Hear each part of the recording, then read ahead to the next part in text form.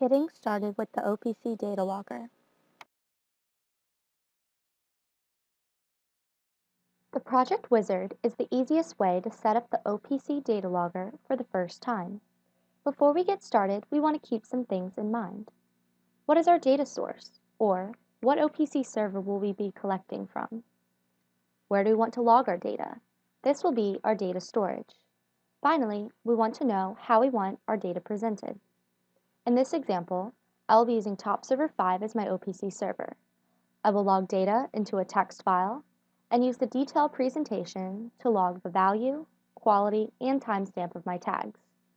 To get started, press Next on the Project Wizard window. The first thing we want to do is name our Data Logger project. You can also give it a description to add more detail. So let's name this Test Setup and click Next to move on.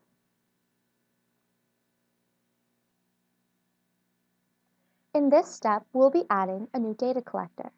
The data collector will be the OPC server that you want to log data from. Click the button New Data Collector.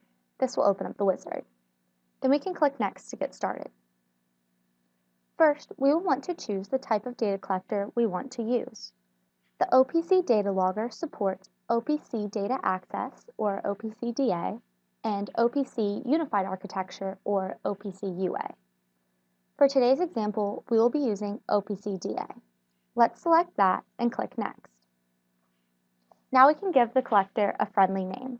I'll call mine Top Server, then we can click Next to move on. We need to select the computer on which our OPC server resides. In this case, it's on my local machine, so I can leave the default and click Next to continue. Here we can use the drop-down box to select the OPC server we want to use. I'll select the Top Server 5 and click Next to move to the summary screen. Review the details and then click Finish. Our next step is to add the items that we want to log. Click the Add Items button to start the wizard.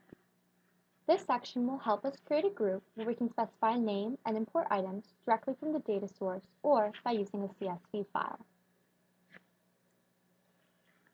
Let's give our group a friendly name. Group 1 for this example. Then we can click Next to move along. Now we want to choose how we log data. These are the read methods for our items. Subscription-based reads work by exception. This means that the data source we defined earlier will continuously poll the PLC or device at the interval we define here. I've defined 250 milliseconds using subscription-based reads. For more information on different read methods, click on the blue hyperlink displayed on the wizard. Now, we want to choose how we add items to our group. We have three options. We can manually choose items to add, auto import from our data collector, or auto import from a CSV file. I'm going to manually choose items to add to my group. On this screen, you'll notice some options at the bottom of the window: Add, Remove, Import, and Export. Since we want to manually add items, I'm going to click Add and then Browse for items to add. This opens up a window where I can browse my OPC server by clicking the plus button. I can then expand the channels and devices to locate the tags I want to add to my group. You can also use the filters, located at the bottom of the screen, to find a tag by name, data type, or access rights. I'll select the tags I want to add, and then click Add Selected, and then OK. You'll see the tags I've selected have now populated themselves as items in my group. In the group, we now have the option to add a user-defined name, description, and select the data type. We can also use the checkboxes to set tags as active or inactive for logging. Now, we can go ahead and click Next to move to the summary screen, and upon review, click Finish. Our next step will be creating a new data storage. Let's go ahead and click the New Data Storage button. Click Next to start the wizard. First, we'll need to choose the type of data storage we wish to log to. You can click the drop-down box and you can see that we can choose between 6 different data storages. For this setup, we'll be using a text file as our data storage. I'll select that option, give my text file a friendly name, text storage. Then we can click Next. Now that we have created our data storage, we need to decide how we want to present our data when it's logged. Click New Presentation and then Next to start the wizard. The OPC Data Logger allows you to choose between 2 types of presentations, table and detail. You can click the blue hyperlinks under each name to learn more about the specific presentation type.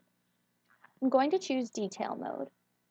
This will allow us to choose what attributes about each item we will log. Let's give our presentation a friendly name, Detailed, and click Next. The default columns for the detailed presentation are the tag name, value, quality, and timestamp. I'm going to leave the checkbox next to Automatically add the pictured columns checked, and then I'll continue. The next screen gives us the option to add other attributes and allows for us to choose how certain strings are formatted. We can now continue to the summary and click Finish to create our presentation. Now, the wizard will bring us back to our data storage, the text file logger we chose previously. Here, we can define the file name, where the file is located, how we write to the file, and how we want to format the file.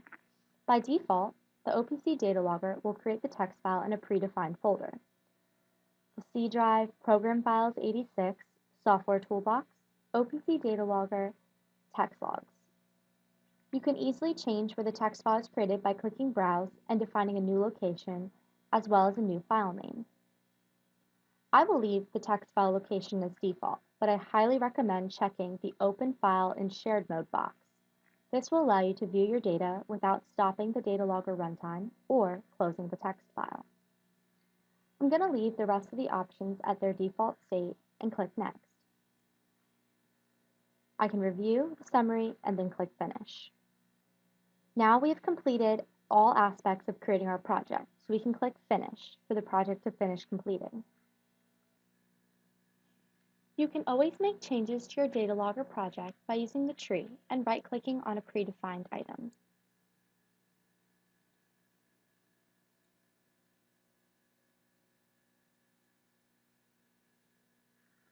Now, let's go to File, Save As,